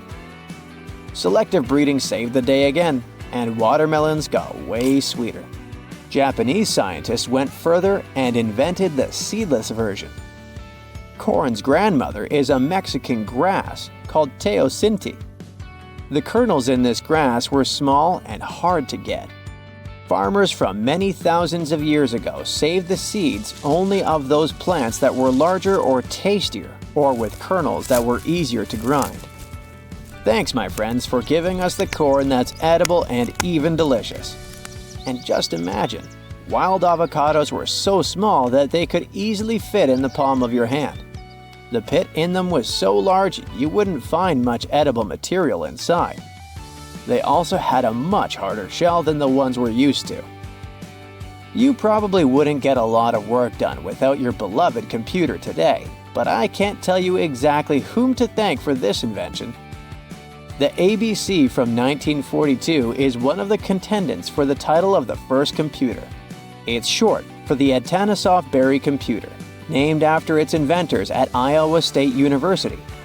The ABC weighed over 700 pounds. Yep, yours must be way lighter than that. That big boy consisted of around 300 vacuum tubes and had a rotating drum, a little bigger than a paint can, and had small capacitors on it. A capacitor is a gadget that can store an electric charge, like a battery. The ABC could solve problems with up to 29 different variables to help scientists save some time.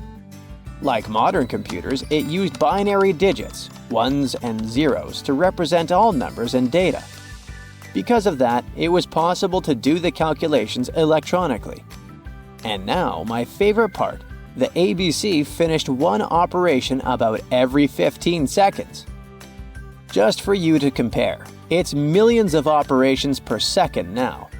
Unlike the tech we use today, the ABC did not have a changeable stored program, so the program could only do a single task at a time. An operator had to write down the intermediate answer and then dial that back into the computer.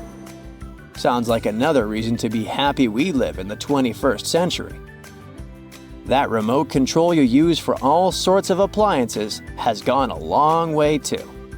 Nikola Tesla, who gave us alternating current, designed one of the first wireless remote controls back in 1898.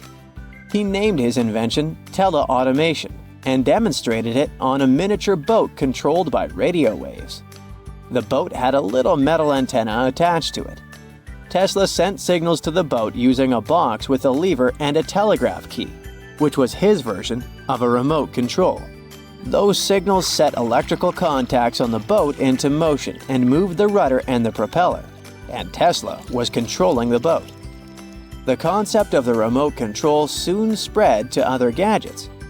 The first television remote control followed in 1950.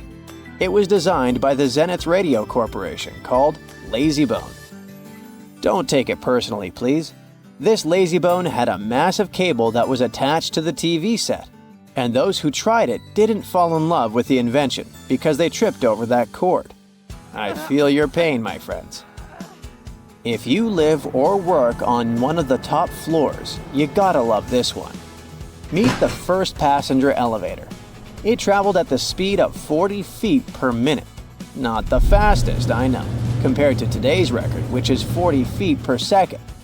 But hey, it was built back in 1857 in New York and was more of a tourist attraction than a necessity. The elevator had a steam engine hidden in the basement of a 5-story building. 3 years later, they shut it down because the public didn't appreciate it. Otis Tufts filed the first patent for a vertical railway around the same time. His invention included an actual car with a bench inside for people to sit on. Sounds like a great spot to hang out with friends to me. What do you say? Then they started adding elevators to luxurious hotels around the world. They were entire rooms with a rich design, upholstered seats and mirrors on the walls, and sometimes even a small chandelier. There was an obligatory operator who'd close the door and the car would start its super slow ascent. It was still more about style than about speed, so I guess I'd choose the stairs.